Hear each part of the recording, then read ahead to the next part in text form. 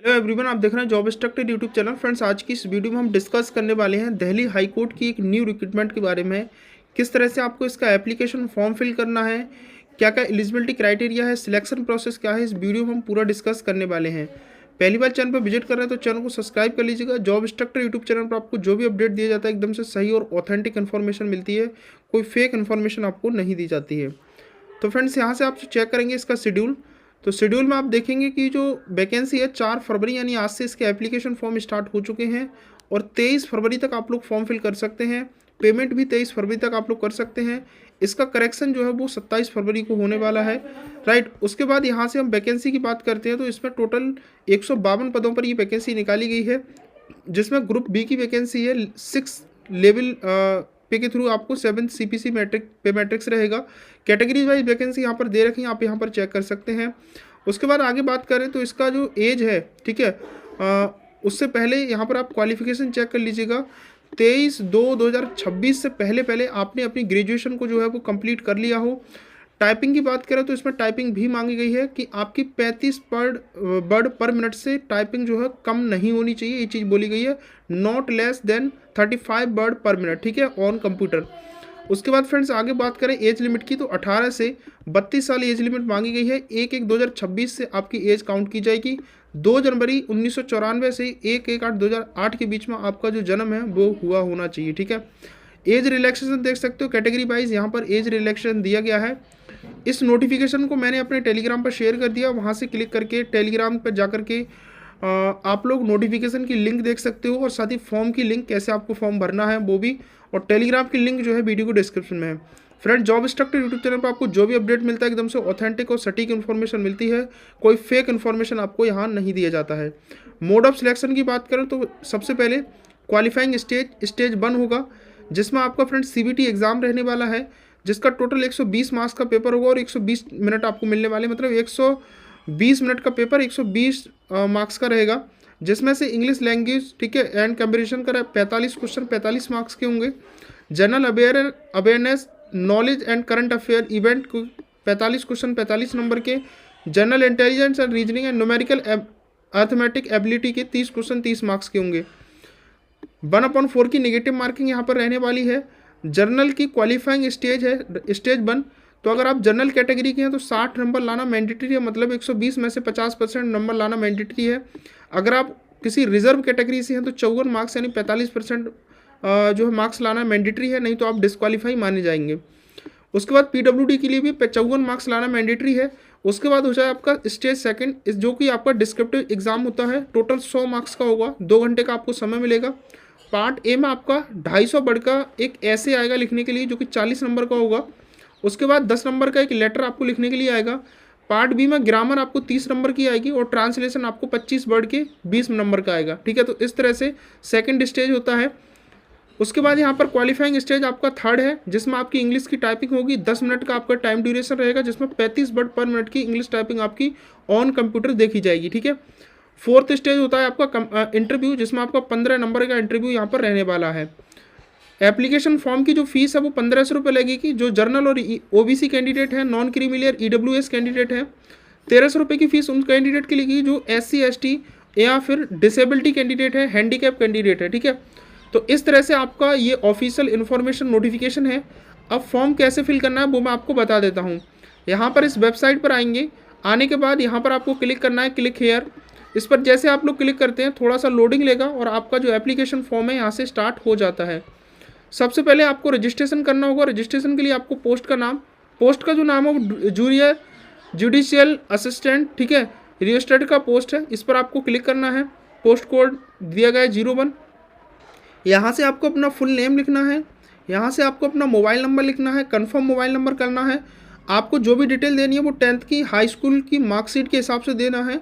उसके बाद यहाँ से अपना ईमेल एड्रेस देना है और कंफर्म ईमेल देना है। उसके बाद जनरेट OTP पर आपको क्लिक करना है। सबमिट करते ही फ्रेंड्स आपके सामने कुछ इस तरह का कैप्चा आ जाएगा और इस कैप्चे को आपको यहाँ पर डाल देना है। कैप्चा डालने के बाद यहाँ से आपको इसे सबमिट करना है।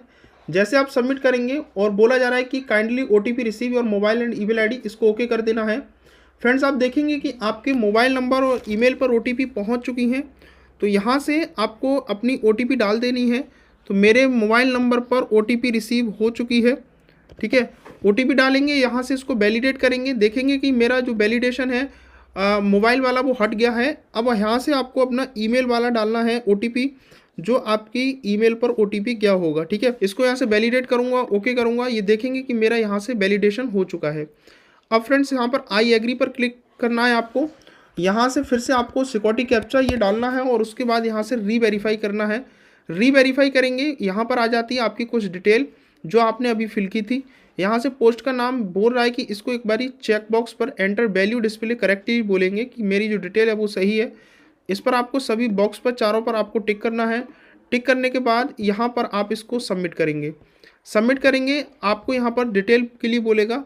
अब यहाँ से आपको आई एग्री पर क्लिक करना है, ओके पर क्लिक करना है। ओके पर क्लिक करेंगे, ये जो एप्लीकेशन फॉर्म है यहाँ से आ जाता है आपका एप्लीकेशन नंबर जो यहाँ पर आपको देखने को मिल रहा है, ठीक है। तो मैं यहाँ से इसको कॉपी कर लेता हूँ, यहाँ से इसको क्लोज करूँगा, राइट। आपका ये रजिस्ट्रेशन नंबर और पासवर्ड आपके मोबाइल नंबर पर आपको भेज दिया जाएगा, ठीक है। ये चीज़ आप लोग ध्यान रखिएगा, राइट। तो मेरी मोबाइल नंबर पर पासवर्ड और मेरा रजिस्ट्रेशन नंबर आ चुका है। अब यहाँ से आपने जो रजिस्ट्रेशन भरा था वो रजिस्ट्रेशन यहाँ से आ जाता है। अब यहाँ से क्लिक करना है आपको गो टू एप्लीकेशन। जैसे आप इस पर क्लिक करेंगे आपके सामने थोड़ा सा लोडिंग लेगा, लोडिंग के बाद थोड़ा सा 100% लोडिंग होगा, तो थोड़ा सा आप लोग वेट कर लीजिएगा लोडिंग का। यहाँ से ये लोडिंग हो जाता है। लोडिंग के बाद आपको यहाँ से अब डिटेल फिल करनी रहेगी, ठीक है। डिटेल फिल करने के लिए फ्रेंड्स आपको सबसे पहले अपना जेंडर चूज़ करना है, जो भी आपका जेंडर है। उसके बाद फ्रेंड्स यहाँ से आपको अपनी नेशनलिटी चूज़ करनी है। यहाँ पर ये सब्जेक्ट ऑफ नेपाल भी हो सकते हैं, सिटीजन ऑफ इंडिया भी, ठीक है। यहाँ से आप अपना जो नेम डाला था वो नेम आ जाता है। यहाँ से आपके फादर जी का जो भी नाम है, यहाँ से आपकी माता जी का नाम, यहाँ से आपका मैरिटल स्टेटस, ठीक है, जो भी आपका मैरिटल स्टेटस है वो डालेंगे। यहाँ से आपकी मोबाइल नंबर और ईमेल आईडी आ जाती है। उसके बाद यहाँ से बोला जा रहा है कि are you person with disability, क्या आप डिसेबिलिटी कैंडिडेट हैं तो यस करेंगे। डिसेबिलिटी टाइप यहाँ से आप चूज़ करेंगे। उसके बाद यहाँ से सब डिसेबिलिटी टाइप चूज़ करेंगे। परसेंटेज चूज़ करेंगे कि आप कितना परसेंटेज है, ठीक है। उसके बाद बोला गया कि लिमिटेशन इन राइटिंग, क्या राइटिंग में लिमिटेशन है तो यस करेंगे। उसके बाद यहाँ से क्या आप स्क्राइब लेना चाहते हैं, I want to bring my scribe on scribe, ठीक है। जैसे भी आप कन्फर्म हो, जैसे भी सूटेबल हो, आप यहाँ से सिलेक्ट करेंगे। अगर आप डिसेबिलिटी कैंडिडेट नहीं है तो सिंपली आपको यहाँ से नो करना है। क्या आप एक्स सर्विसमैन हैं तो यस करेंगे और यहाँ से joining date, relieving date, total period आ जाता है जब आप यहाँ पर डेट सिलेक्ट करेंगे। नहीं है तो सिंपली आपको यहाँ से नो करना है। आपको अपनी जन्मतिथि देनी है। यहाँ पर 1/1/2026 के हिसाब से आपकी जन्मतिथि को काउंट किया जाएगा।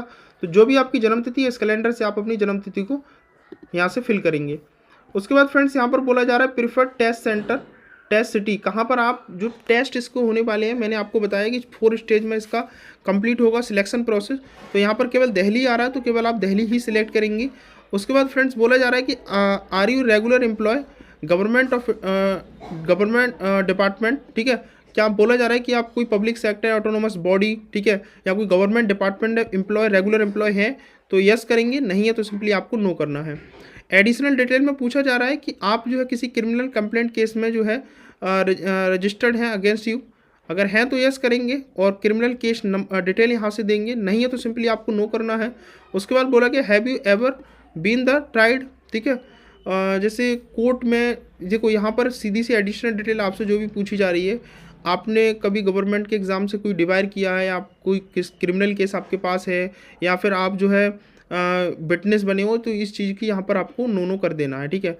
और जैसे यहाँ बोला जा रहा है कि अगर आपने गवर्नमेंट एग्जाम में डिवाइड किया तो कौन से एग्ज़ाम वो यहाँ पर बताना है, सिंपली आपको नो कर देना है। नहीं तो ये रिजेक्शन का कारण बन जाते हैं कभी कभी, ठीक है। जब भी आप फॉर्म फिल करें और यहाँ पर मान लो मैं सब पे यस कर देता हूँ तो कभी कभी हो सकता है कि ये रिजेक्शन का कारण बन जाए, ठीक है। लेकिन एक चीज़ ये भी है कि अगर आप इसको यस करोगे, जब आपकी जॉब सिलेक्शन होगा उस टाइम पर अगर आपका पुलिस वेरिफिकेशन होता है, ठीक है, ज्वाइनिंग से पहले, तो पुलिस वेरिफिकेशन में आपका वहाँ पता चल जाएगा, फिर रिजेक्शन हो जाएगा, ठीक है। डिपार्टमेंटल एम्प्लॉय डिटेल आपको देनी है। क्या आप रेगुलर दिल्ली कोर्ट में सर्विस किए हो तो यस करेंगे और एम्प्लॉय नंबर, ज्वाइनिंग कब की थी वो यहाँ पर देनी है।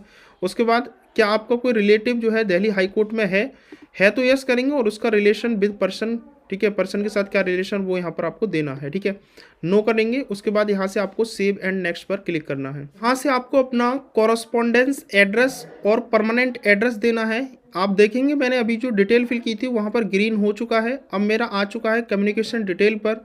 यहाँ से आपको अपना एड्रेस लाइन 1 में अपना एड्रेस डालना है।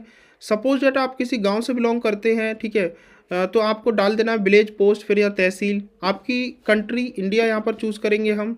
उसके बाद यहाँ से आपको अपना स्टेट चूज़ कर लेना है, जो भी आपका स्टेट है।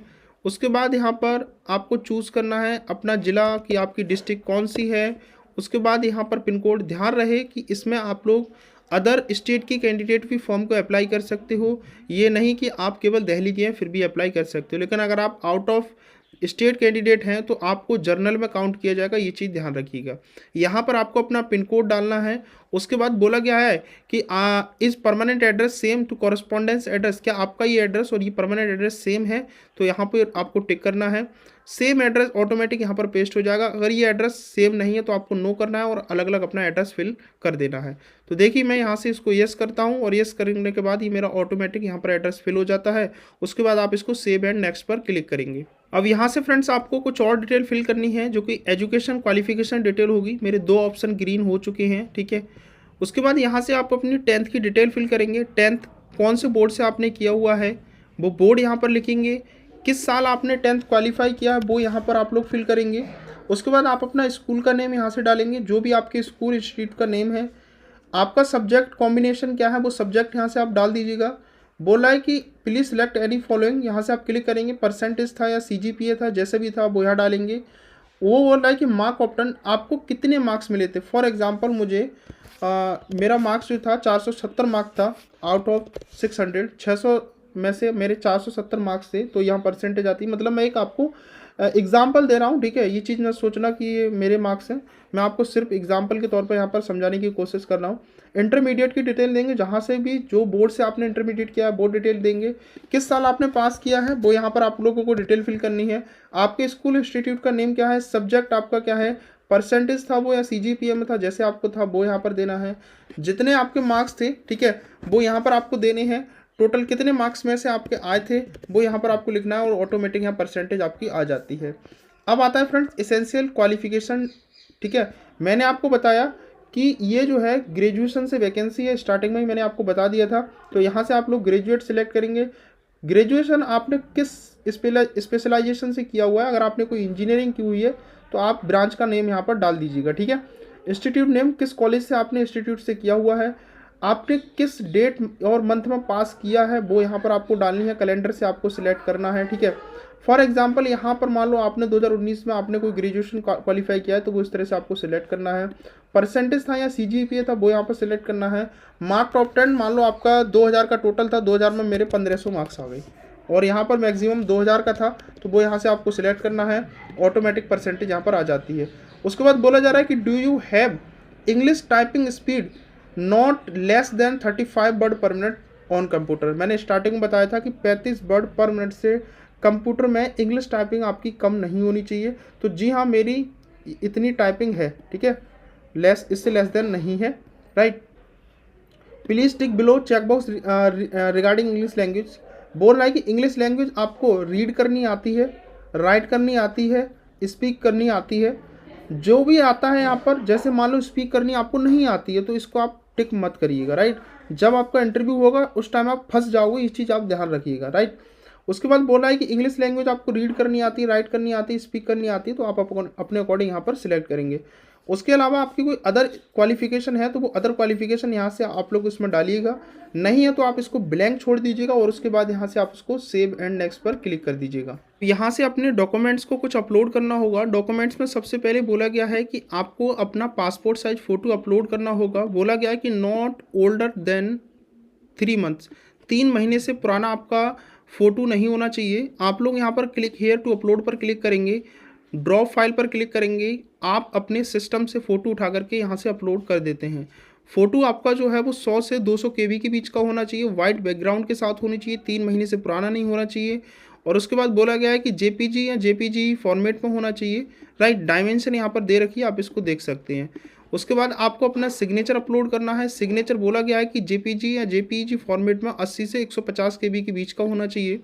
उसके बाद बोला गया है आपको थंब इम्प्रेशन अपलोड करने के लिए लेफ्ट हैंड थंब इम्प्रेशन आपको अपलोड करना है।